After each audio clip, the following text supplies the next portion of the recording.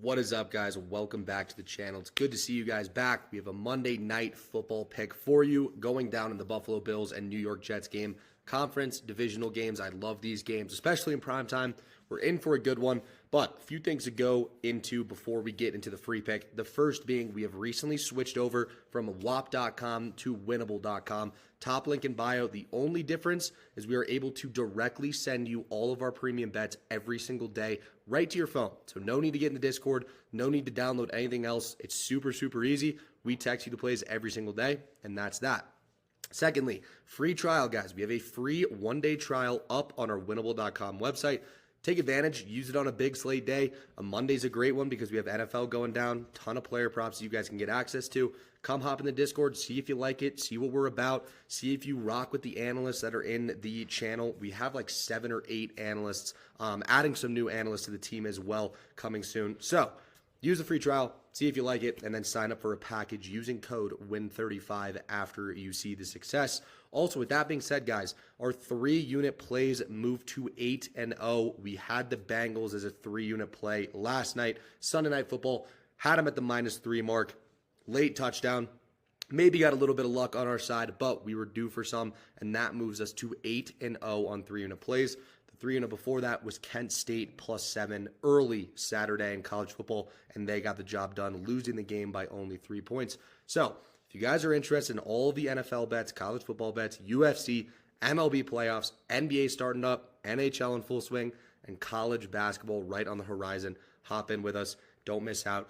One of the biggest parts about premium is you get all the bets early. So we send out all the bets, college football and NFL, almost a week in advance, but at least 24 hours before the games start. So we're able to beat lines. We always preach beating closing lines, and that is exactly what we do at StatBets. So come and try it out with us.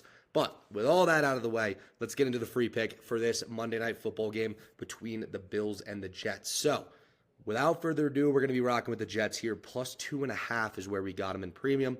+2.5. This line has trended down all the way to that +1 mark. The official play is going to be +2 because there's still some +2s floating around out there. Once again, premium got this about 5 days ago at +2.5, and we beat the line by 1.5 points. Long term, if you're beating closing lines, you are going to make money. It's that simple. But find that +2 mark, buy it up if you have to, and we are rocking with the Jets +2. So we'll take a look at some of these betting splits here, guys. We talk about betting splits and how much weight betting splits actually have. This is directly from DraftKings using the website division.com. So if you're interested in getting all the access to the bet slips, go over to division.com, a really good website. But you have to know the importance of bet splits and money flux is not as important as public bettors may think. And the reason for this is the DraftKings clientele is not sharp. However, we can use bet splits to get kind of a true north of what might be going on at these market-making books. And as we can see, on DraftKings, there are 78% of bets on the Bills for good reason, right? The Bills have looked like a much better team this season. The Jets have struggled with Aaron Rodgers. Their offense looks stagnant, especially their rushing offense. Breece Hall has not had a good year. Braylon Allen's kind of stepped up to the plate. But overall, this Jets offense has not looked good. They just lost to the Vikings. I think that game was in London, if I'm not mistaken. And the Bills have been scoring a ton of points, right? They're ranked 4th in the NFL in points per play. And as we can see, this is related to a ton of bets coming in on the Bills without actually knowing the situation. We like the Jets here, and we love being on home dogs that are not public in prime time. This is a great angle, a great position to be in. Now, does this mean we blind take it every time? Absolutely not, but it just lines up with what we'll get into next.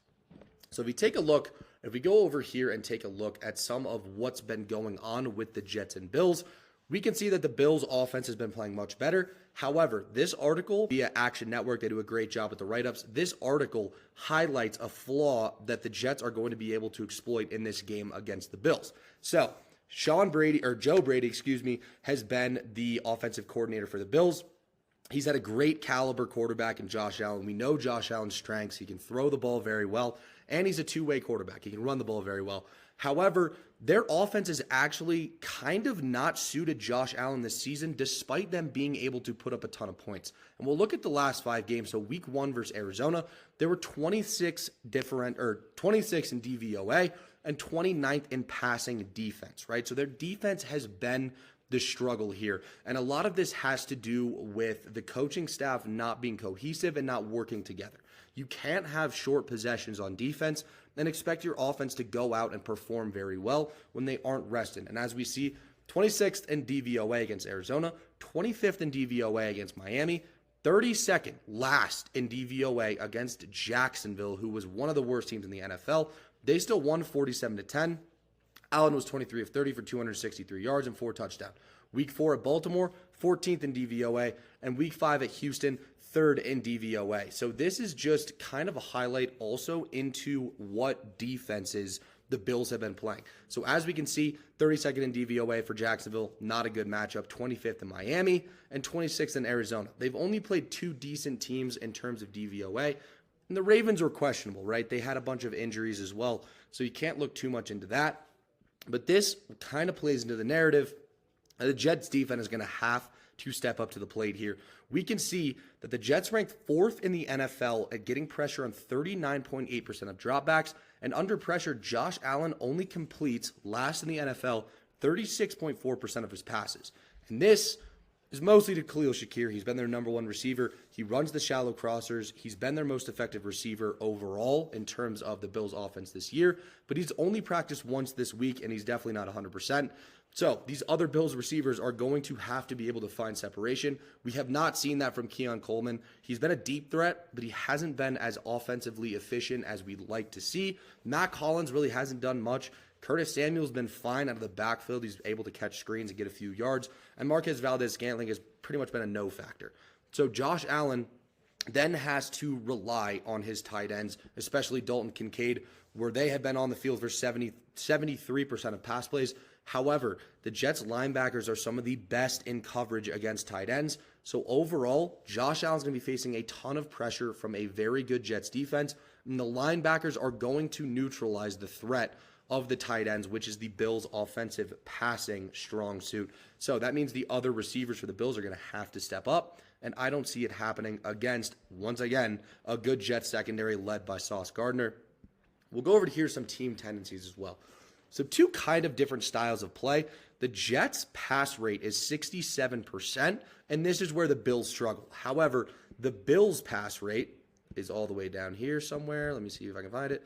Is only 57%, and that is what the Jets excel at. So once again, in terms of a stylistical matchup, the Jets have the edge in terms of what their defense excels at, and what the Bills' offense struggles at. And the vice versa of that coin is the Bills' offense succeeds at what the Jets' offense succeeds at what the Bills' defense struggles at. Kind of a tongue twister. But yeah, once again, Jets should be able to force pressure, should get Josh Allen in long down conversions where he's not been good. The Bills are also bottom 3rd percentile in the league at 3rd down conversions and 4th down conversions, and this will play into the Jets ultimately getting more possessions, and being able to have more scoring opportunities. Last but not least, let's take a look at some trends. Now, if you guys aren't familiar with this trend, early divisional dogs has been one of the best trends in the NFL for the past 10 years. It is absolutely a printing press. It might be the best trend in the NFL to just blindly tail. What this trend entails, is the team is playing against an opponent in the same division. So this is backing the Jets once again. The team is not coming off a bye week. The Jets are not. The team's previous game spread is less than 4.5. The team is an underdog. The over-under is set at higher than 41. The over-under is set at lower than 46. So a lot of specific criteria. The week of the season is greater than 3, but less than 7. So it's early divisional dogs who have played games, who have some experience, who have been able to develop their offensive and defensive schemes without getting too deep into the season, essentially is what this trend is. Let's take a look at the profitability of this, right? 31% ROI. Insane. Good for a 62.5 unit profit and a record of 123-55, which is almost a 70% win rate. Absolutely undeniable trend here on the Jets. They're at home. Aaron Rodgers, historically, as an underdog at home, is also a printing press. For all these reasons combined, we are rocking with the Jets +2. Lock it in. Best luck as always, and we will see you in the next one. Peace.